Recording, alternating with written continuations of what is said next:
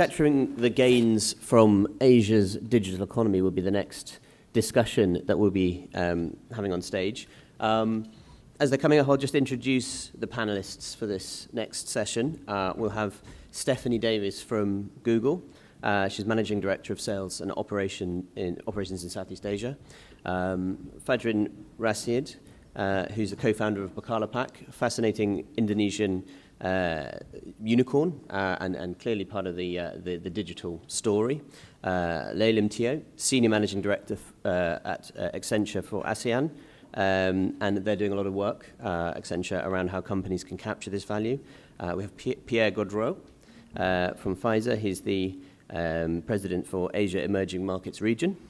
And George Raymond Zage III, the CEO of Tiga Investments, and who's also on the board of commissions of GO-JEK.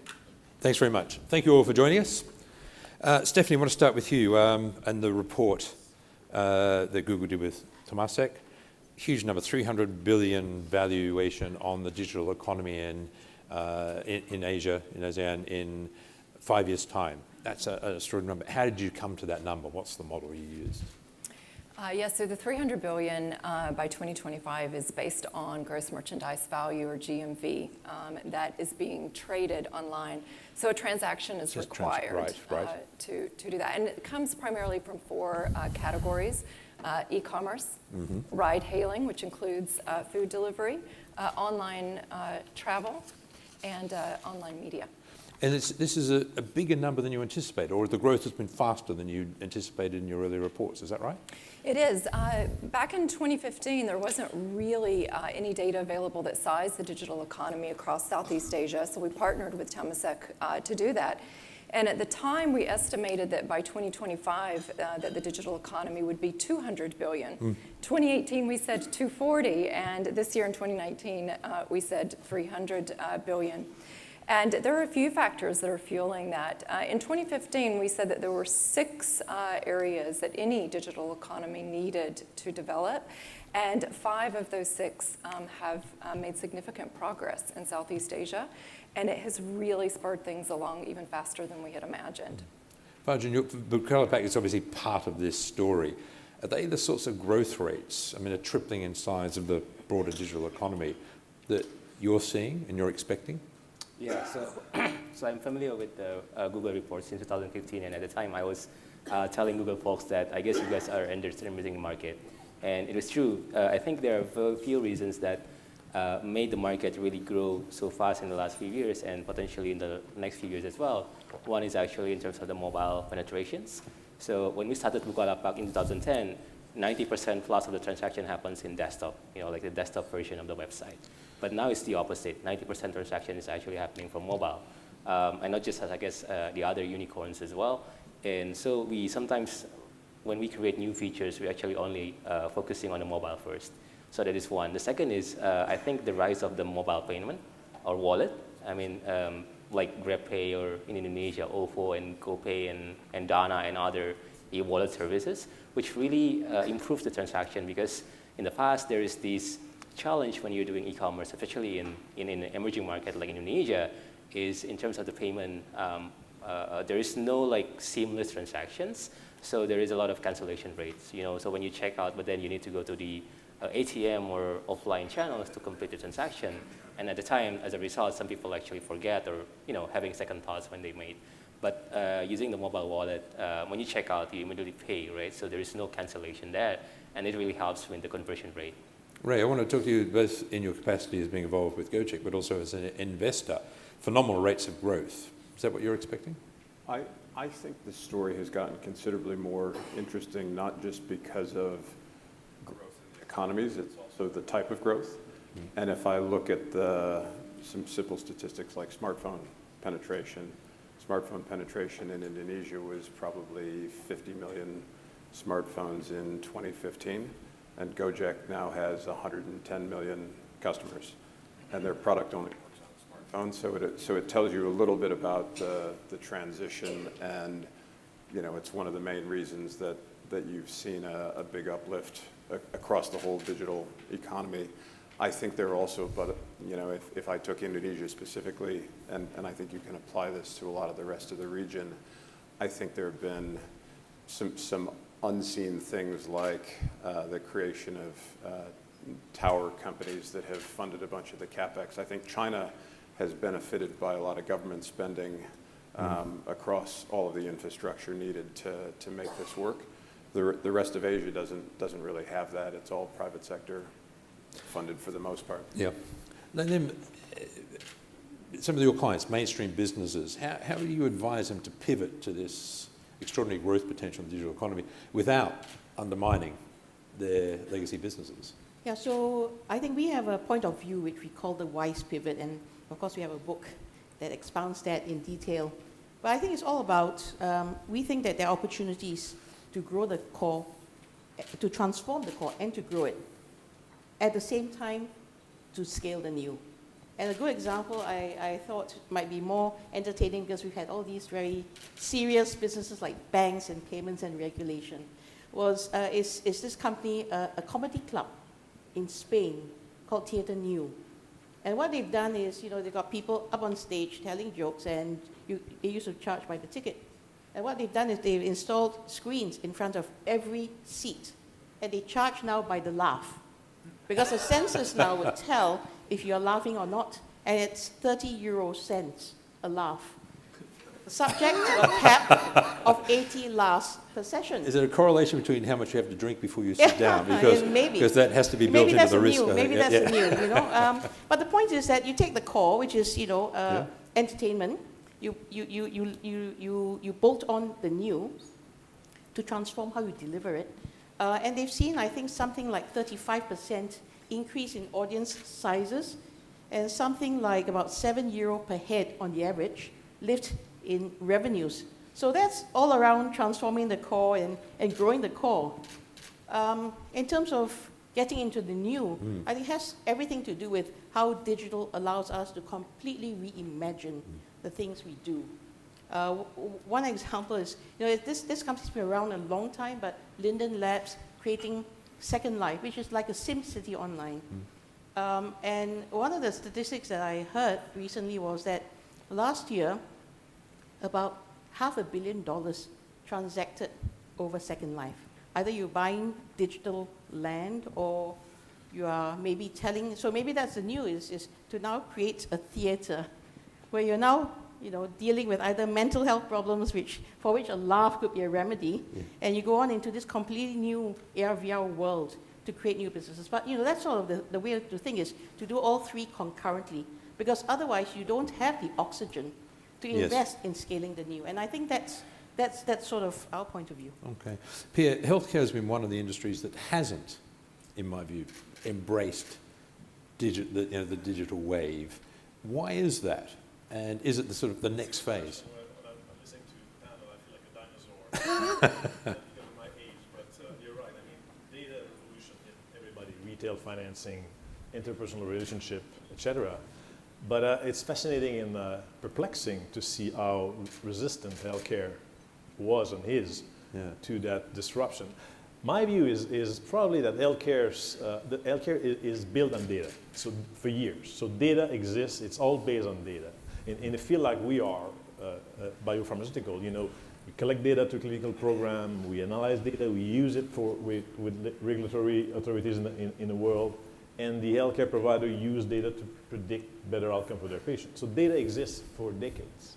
To me, the disruption will happen on how we use this data and how we accelerate the use of data to provide better outcome to patients. I'll give you an example that I'm not proud of, but I started in that industry 25 years ago.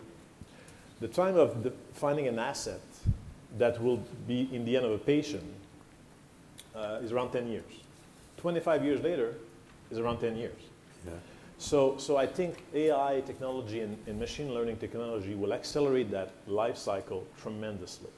And that will be huge benefit for patient and society, having new technology, new device, new products, new healthcare algorithm to predict better outcome. In my view, that will be exponential in the next few years. Stephanie, you flag healthcare and education as a couple of industries that haven't really taken off in this digital economy. Are they at an inflection point yet? Is that the next wave of growth? And may I share something a little encouraging? I don't think it's a dinosaur piece at all. Consumers are fascinated and hugely interested in health. We see a really high proportion of our users turning to search to ask health-related questions. It's not included in the report only because, again, we're sizing the economy in terms of transactions. And that is the piece that's not yet data-rich in order for us to size healthcare. But yes, in the future, education too, something that our platforms are used for heavily. The report says something like 3,000 startups looking for funding. Is your platform, Fajrin, part of that puzzle? Are you going to provide a platform to encourage these businesses to grow because of the retail component? Yeah, obviously. I mean, when you see marketplace like our company, we can only grow so long as the merchants inside the ecosystem grows as well, right? Yes.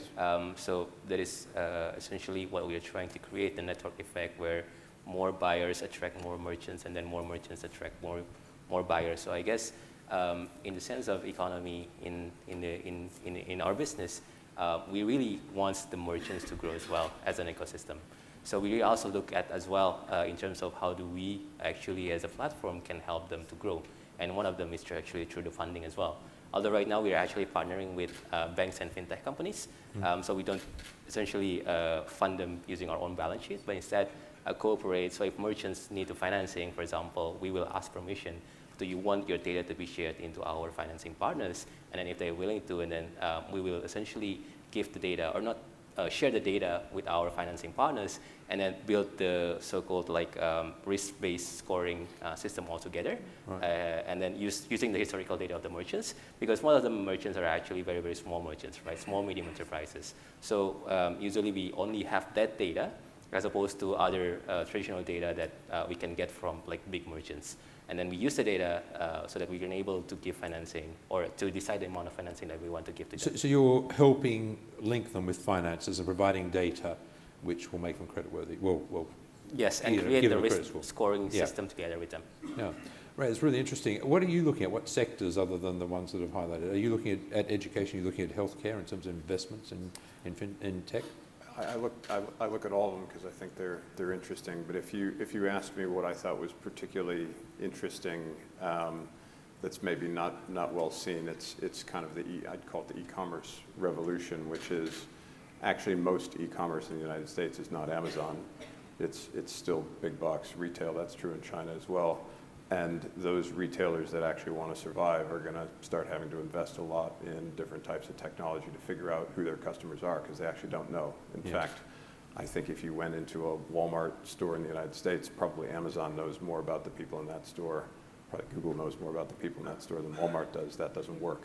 And I think that revolution is happening by necessity. And I think it's a super interesting place to spend time. I would also say you have to be right. I mean, you have to pick things that actually work. If you have a bunch of customers that are out of business, you're going to have a tough time staying in business yourself. So this is the existing players who need to adopt these the digital technologies to survive. So for example, precision location is something that I think is incredibly interesting everywhere in the world right now, and it could be whether it's an app like GO-JEK where you're trying to deliver food to a customer. You want to know exactly where they are, not generally where they are. And if you're walking through if you can tell where somebody's walking through a store, if somebody stops and looks at buying diapers, that tells you a lot. But if you don't know that information, how are you going to figure out a way to market your product to them? So I think a lot of that transformation is happening. And I think there's going to be a whole wave of shifting, which is really, it's Darwinian. Companies need to do this to survive. Then let's come to you. How are you advising your clients? Because again, how to big organizations embrace what you need, the entrepreneurial spirit, the innovation, and embed it in their culture. We talked earlier, I think, about a Changi Airport example, which I found very interesting. So I think, yes, I think the opportunities are all around us. And I think the question is, what's stopping us from realizing those opportunities? One big factor is culture, and it's also mindset. It's mindset for having, I suppose, a different way of looking at risk. The ability and the appetite to experiment and to do things in a different way. And so, and Changi Airport is a published example, so I can speak to it. But it's a what we call a digital factory, which we've set up that puts in completely new ways of working. And so every day there are different experiments that are being done together between our teams and the folks from the airport. There is a board that publishes the experiments, the successes and the failures. And that's a huge thing. It might sound very trivial, but the fact that you want to celebrate the failures, it means that you have actually pushed yourself to be a bit more daring and taking a little bit more risk, but then celebrating the risk because the failures, because you learn from that. And this is also part of how organizations will have to transform to do things differently, is that ability to iterate as opposed to getting it right the first time. I think this new world suggests that you want to do it quickly, you get it out there, learn the lessons, and then incorporate that and learn from that and just continue in an iterative manner. That's a substantial cultural shift from the big companies I've worked for and covered, especially when you're looking at quarterly results and you're looking at annual dividends, you're looking at bonus targets. Sure. To have a culture which celebrates failure, that's a shift of immense proportions for some organizations. Yeah, and I mean, you've spoken about, the clients we work for, but we ourselves have had to go through that shift. So we've had to sort of create, in consulting, it's all around being able to deal with uncertainties because, in strategy and consulting, it was all around knowing the global best practices, having the right answers as you walked into a room. Well, actually, because industry lines are blurring, you don't know what the answers of the past are no longer the right answers for the future. And so that's had to, we've had to deal with that change in our tech space. It's not about the large proven platforms anymore. Yeah. It's about that, and what about the new solutions that startups are coming up with, things that are less proven. And so just having to achieve that balance between the two worlds, I think it's something that more organizations are going to have to deal with.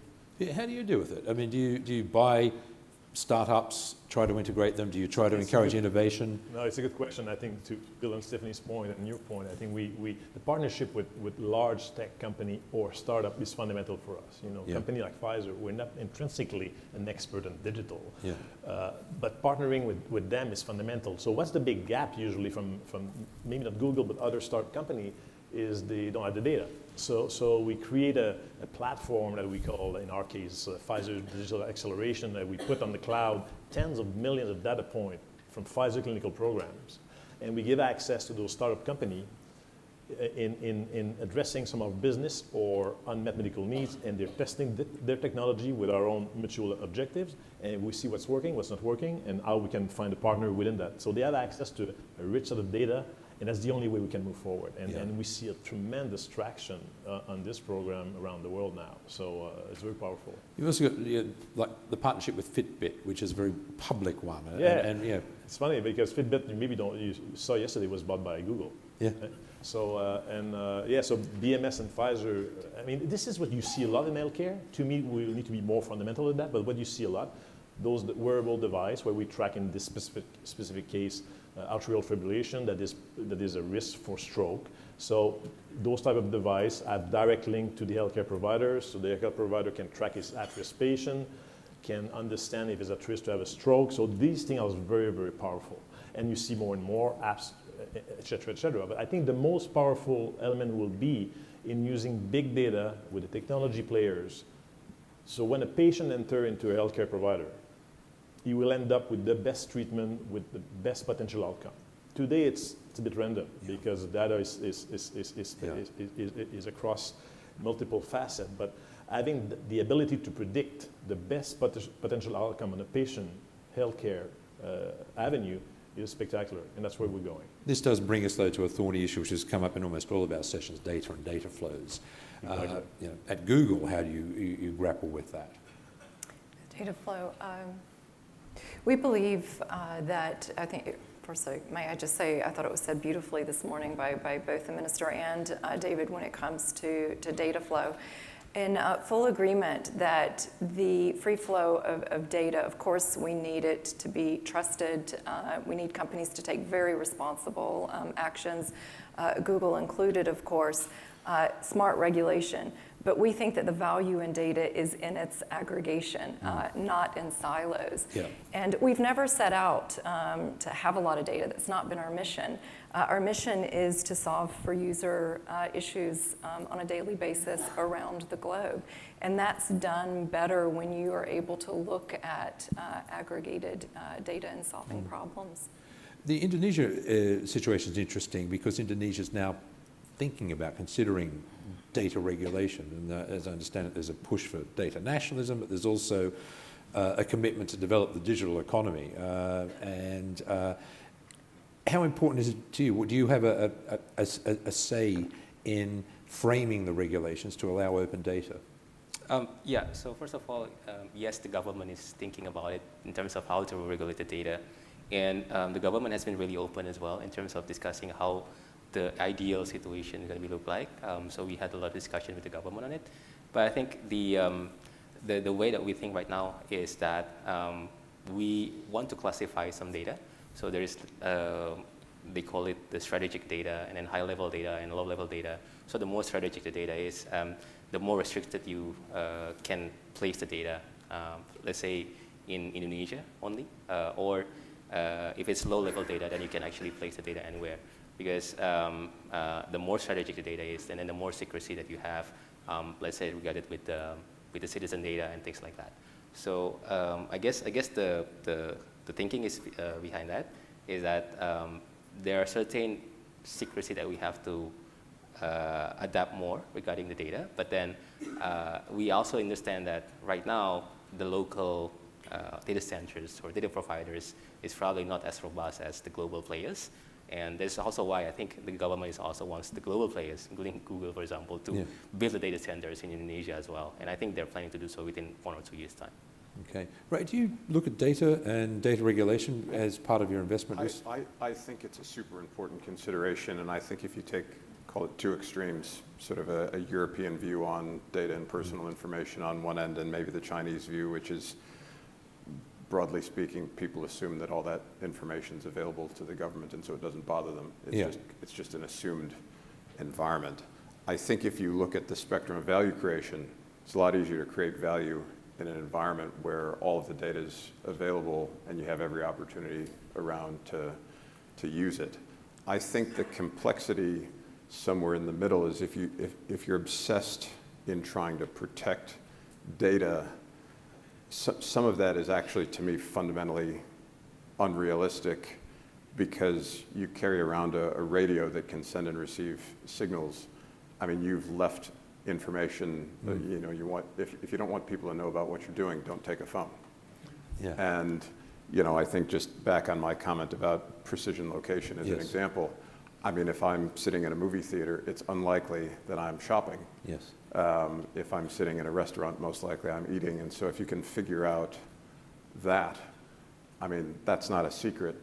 It's available, and it used to be just the telcos that had that data, but in a Wi-Fi world, and where every time you click on the box that says, you know, do you want free internet?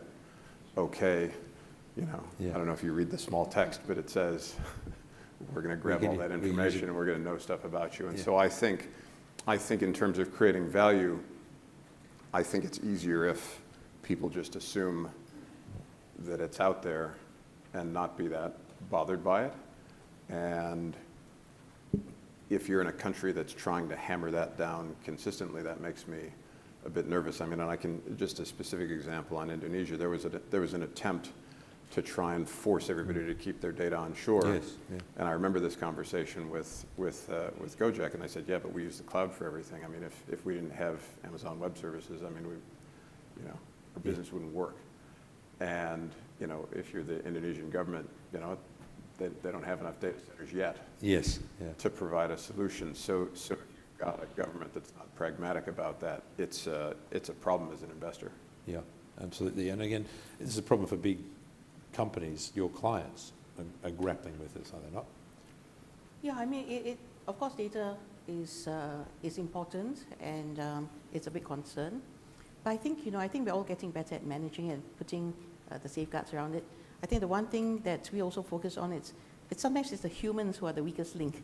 in all of these issues. So, it's a holistic view of it's the technology, it's how you protect it, but it's how you also manage situations once they happen, and it's sometimes with the people and processes. Yeah.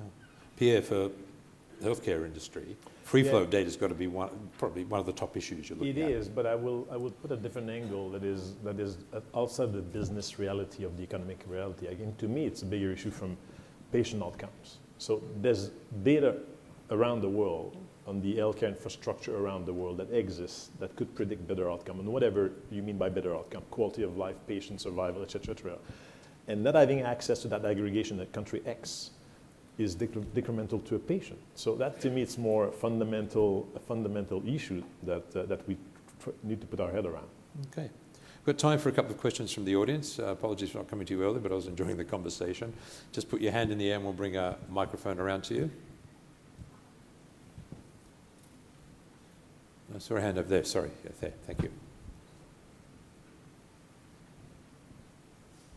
Well, thank you very much. It's been an intriguing panel.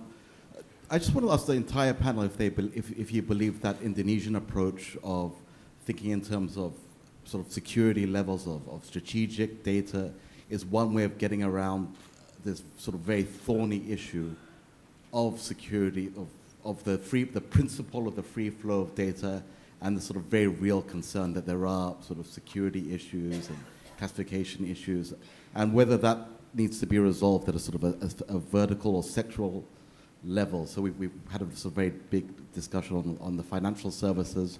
We know that sort of financial services data were carved out of the original TPP text. Healthcare data is very sensitive in different jurisdictions. How do we begin to resolve this in terms of global trade rules? Is it sectoral? Does it have to be a horizontal approach? And is that sort of data classification approach somewhere where we all have to be thinking? So it's just a general sort of throughout to the entire panel. Yeah, Stephanie, can I start with you with that? Okay, I'll try two perspectives. First, Google's perspective. If I think about our mission, which is to organize the world's information and make it universally accessible and useful, that is very challenging to do if you have lots of different rules and local regulation by country, and then, of course, on top of it, by sector. I understand someone may also say, well, that's Google's mission. How do we think about it more broadly and for the benefit of the consumer? And I really do believe that, and it was mentioned earlier, that this free flow of data benefits not just a mission like I just mentioned, but also the consumer in the end. That local businesses could suffer if they don't have access to data. It's not going to be, particularly across the region where you have smaller countries, they're not going to be able to benefit on their own. So then you think about it from a regional perspective. I think the real value comes in then regionally, and then of course being able to participate globally as well. At the same time, I respect that there are certain sectors that need special consideration. Some are more sensitive than others. Healthcare, financial services. So yes, there may be, in the end, the best thing for consumers is to have some smart regulation applied to it on a sector level. But again, if that was broadly accepted across multiple geographies, ideally on a global basis, I think in the end that our local businesses and consumers benefit the most. Ray, do you want to jump in here, especially given your GO-JEK experience? I mean, in a perfect world, I think every individual in the world would have total ownership and privacy over their own data and how it was generated, and then would have the ability to transact and offer that out to companies in exchange for services. But the whole tech development didn't happen that way. It happened the opposite, which was everybody wanted free stuff. And the way you provided a free product was to collect a bunch of data and to get value out of that data. And so to shift it all the way to the other extreme, it's a great objective, but I actually have a hard time seeing how that really happens. And I've talked to some people that have been focused on trying to create that sort of a product, and every time I listen to the thesis, it only really works if you got everybody to shift to that environment, and it includes individuals and companies. And I just think that transition is too big an undertaking to really happen, even if you had a lot of government support. It's just, and so I think you're going to be in a complicated world for a long time. And as long as there are governments and people who are obsessed about trying to keep things private, I think you're going to have a complicated operating environment. And I don't see any fix to that. To me, the fix is it feels unusual to say, but the concept of saying, I just kind of get over it, like just most of the data that you create, it actually doesn't matter. Yeah. I mean, if the world knew that I had dinner out in Sentosa last night, I mean, now you all know it's not, what do you get? It's not that valuable.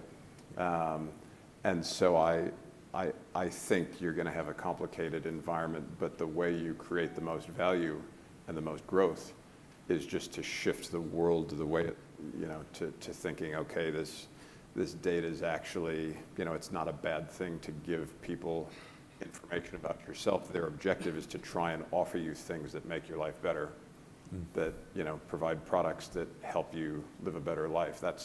There is a noble objective, I think, around. But there's a way to go to get there, and you have a sort of three regimes: the China regime where the state owns the data, the US regime where the companies own the data, and the European regime where technically, notionally, individuals own the data. And that's three regimes I would have thought butting up against each other apart from any domestic political considerations. Yeah. Okay, time for one more question before we wrap up.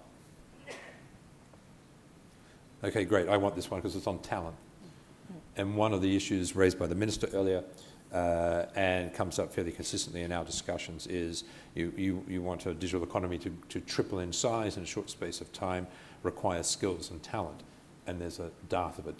Did your report identify that, and what's the solution? Yes, it did. I mentioned in the beginning that there were six areas that digital economy needed to develop, and particularly here to its full potential.